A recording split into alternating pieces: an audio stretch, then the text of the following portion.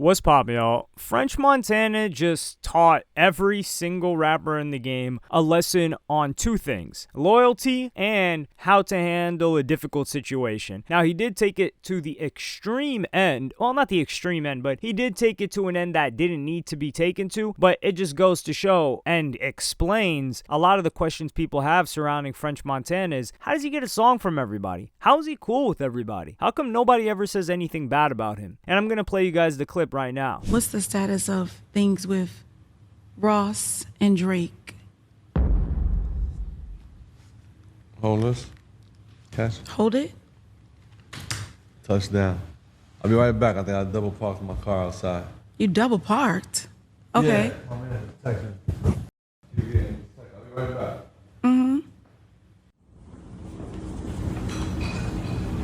Where is he going?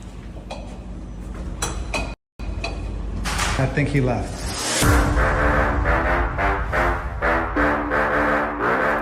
So there's a lot of context to be had here. Number one, French Montana did not return to the interview. I don't know how this lady got a French Montana interview. I don't know what the context was. I'm not saying she doesn't deserve a French Montana interview. I just don't know if her platform is specifically hip hop or if it's like kind of celebrity or if it's relationships, because French Montana has had a balancing act between socialite as well as some would say like status climber, or is that what they call it? Status climber, social climber, because he dated Khloe Kardashian at a certain point in time. I don't know if that's before or after she went through her transformation. Transformation, I mean by appearance, because she looks completely different. Well, there was a period of time where she looked completely different. She looks different now. And this was before Tristan Thompson. I think it was before she even had kids. So he got ingratiated with that family. But the Rick Ross and Drake question, this gets deep because recently, you guys know that Drake and Rick Ross, there was like a 20v1, quote unquote, where everybody was taking their shots at Drake. Because like that happened, which was Future, Metro Boomin, and yeah, it was Future, Metro Boomin, and Kendrick Lamar. But Metro Boomin had issues with Drake, and he had long-standing issues with Drake. Kendrick Lamar hops on it, and he had like thrown soft shots at Drake. But this allowed Rick Ross to really dial in and drop his own song and just keep clowning Drake when they've got such a long history. So French Montana, Drake, and Rick Ross go way back to maybe French and Drake probably go back to around 2012. Like they were on tracks like Stay Schemin' with Rick Ross and Pop That. And then also Drake gave French Montana really good looks in 2016. Granted, by 2011, Drake was already way ahead of French Montana, but he still hopped on his song, and this is like Stay Schemin' era. So it's not like, but Pop That was huge. Pop That was a big hit, and it didn't bring French Montana to Drake level, but Pop That is a very, very big song. It was on the level of many other hits of like the early 2010s. Like you still throw Pop That on at the club, and people are like, yo, I think do people know that that's French Montana? I think that song is bigger than French Montana.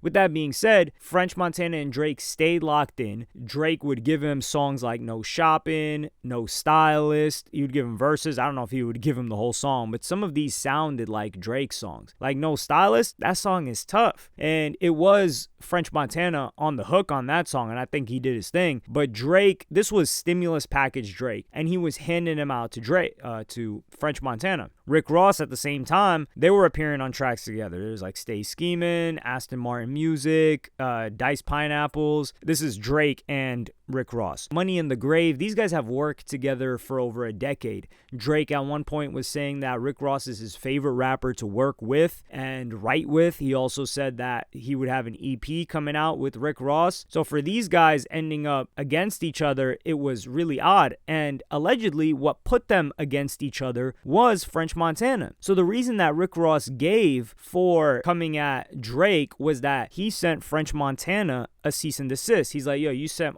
my boy French a cease and desist for a song or a verse. Now, the alleged cease and desist that was sent out was for a song in 2021 called Splash Brothers that was supposed to release in 2021. This was supposed to be French Montana and Drake, and it was supposed to be for Mac and Cheese 5, a project that had been delayed many times. French Montana, like I know people like to clown French Montana, but French Montana was known for his Mac and Cheese series, and this was an anticipated project. For example, the last Mac and Cheese, I think it was Mac and Cheese 4. That took a while for it to release too, but that's the one that ended up having Unforgettable on it. So French Montana, when it comes to curation, he's really good about it in terms of like curating some, at least like a couple of good songs. But I don't know if it ended up, Unforgettable ended up being on it. It ended up being on Jungle Rules. And I think that was going to be like Mac and Cheese 5. I may be misremembering. I'm going completely off the top of the dome in my memory of this. I mean, I lived through this and I was following this closely at the time. So the point is, these guys are close. Mac and Cheese 5 comes out and there's no Drake verse. Instead, there's a Wayne verse on there. And Mac and Cheese 5 comes out, or Splash Brothers comes out on Mac and Cheese 5, and it has Rick Ross, Wayne, and French. So it's not just Rick Ross getting put on a track, or it's not just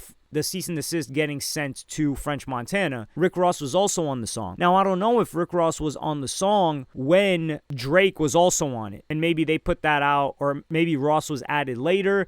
I don't know the details of that, and I don't think the details of that have been made public. But Ross went at Drake about that, and I don't think that this was the only issue that Ross had with Drake. There had to be something personal behind it, maybe over a chick, and it was just 2 or 3 different things. He's like, man, screw this. So that's when Ross dropped Champagne Moments. They unfollowed each other, things escalated, etc. And then Ross was, I wouldn't say he was not trying to cop a plea, but he was trying to double back and be like, yo, it wasn't that serious. You know, this is a beef that we could recover from. But I don't know if Drake wants to recover from any or reconcile with anybody at the moment. The point here is French Montana is an individual that is extremely loyal because he's maintained a relationship with both of these guys. And he didn't address this question at all. It's a tough question to ask because she's asking like, yo, what's up with Drake and Rick Ross? He's cool with Drake. He's cool with Rick Ross. French Montana never complained about a cease and desist. And that's another thing too. A lot of rappers are entitled. When everybody else was going at Drake and they caught a cease and desist for what would have been a big song. I mean, the bars that like... Yo, it's kind of crazy looking back at it now because the first bar that Drake drops on the unreleased Splash Brothers verse is the following. On Double MG, I'll F a rapper's wife, which really goes into a lot of the material that was being talked about in the beef with Kendrick Lamar, but he's shouting out MMG. So at the point of this dropping, this was like, or when he recorded this, maybe in 2021, they were still cool. Clearly, that's not the case anymore. So possibly that's why he didn't want to put that out because he stopped being cool with Ross. I don't know. And this is also a good reason for why Ross would be angry at Drake because he's like, yo, Drake's shouting me out on this verse. So the fact that he's shouting out Drake or he's shouting out MMG means... and it leads me to believe that Rick Ross was on this song when Drake hopped on it. So it wasn't that French Montana got sent to the cease and desist for the song and Rick Ross is just coming out like, yo, you did French like that, blah, blah, blah. Nah, you did Ross like that too, because he mentions MMG. He wouldn't just randomly mention MMG. Now, he did do that before with like FBG, which is Future's crew. He's mentioned FBG, OVO in songs that Future wasn't on, I think. But he doesn't really do that with MMG. So that is what makes me believe that Rick Ross feels slighted too, because he's like, yo, this song would have been big. It would have been a huge look for all of us. And you decided to play French and me. But French, this guy's so loyal that he won't even speak on a beef that 2 people that he's really close to have. And he doesn't even try to give a PR answer like, you know, I hope they work things out. He's not trying to give anything that can be misconstrued, mislabeled, manipulated, whatsoever. He could have just said, next question, or like, both of those are my guys, next question, but he just got up and left. And I think this is why we don't really hear people have problems with French Montana. Like the closest thing that some people try to accuse French Montana of being Snake-like, I guess, is French Montana is really, really cool with DJ Khaled. Now, DJ Khaled at one point had issues with 50 Cent. French Montana was rolling with 50 Cent, and he was doing, I don't know if he was doing the DVDs at this point, but 50 had pulled up to Khaled's mom's shop, and he was filming it, and the person that was filming it was, allegedly, quote unquote, not really allegedly, was French Montana. So they were like, yo, how is DJ Khaled going to be cool with French when French was filming 50 basically threatening DJ Khaled like, yo, we know where your mama works, which just shows you the level of nutcase. And by nutcase, I mean savagery that 50 Cent is. And I think people think like, oh, yo, 50 Cent's funny. He's a troll. He goes in on people. But the dude is, I think they take away the savage element of 50 Cent. Like, that's next level stuff that he was doing. And they patched things up. I don't think Khaled and 50 are ever really going to be cool. They're just like cordial. Khaled seems to be somebody that's like, maintaining relationships with everyone, although the Drake relationship did fall through. But that's a little bit of a backstory between all that. So I think people got to give French Montana his credit here. I wouldn't say he's kind of like Rich the Kid. Rich the Kid is also somebody that gets along with everyone. But if you wonder, like, yo, why is everybody cool with French? Why are people giving French features? Why do people speak so highly of French?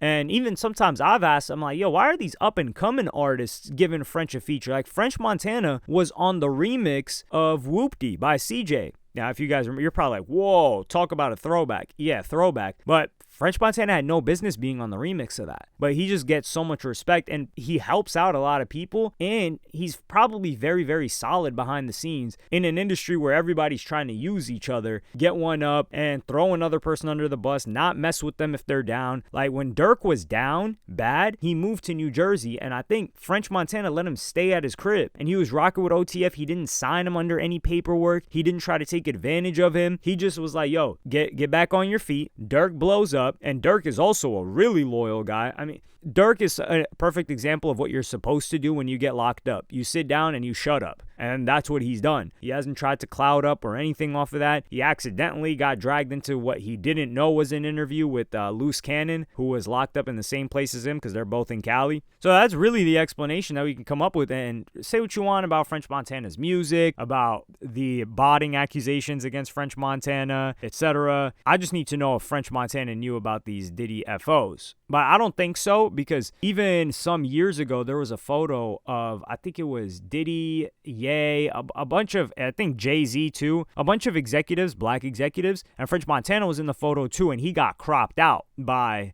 Diddy. And French Montana was also a bad boy. So I think French just didn't go that far. They were like, yo, we're not going to let this guy know about what's going on here. But he had to have heard of rumors. But I don't want to drag this on too long. Let me know what y'all think about this in the comments. Y'all think French Montana is solid for this? For me, this is the kind of mans that I want on my side. This is the level of loyalty and just really genuine good-heartedness of somebody. But let me know what y'all think in the comments. Like, subscribe, and hit the notification bell if you enjoyed. And I'm going to see y'all in the next one.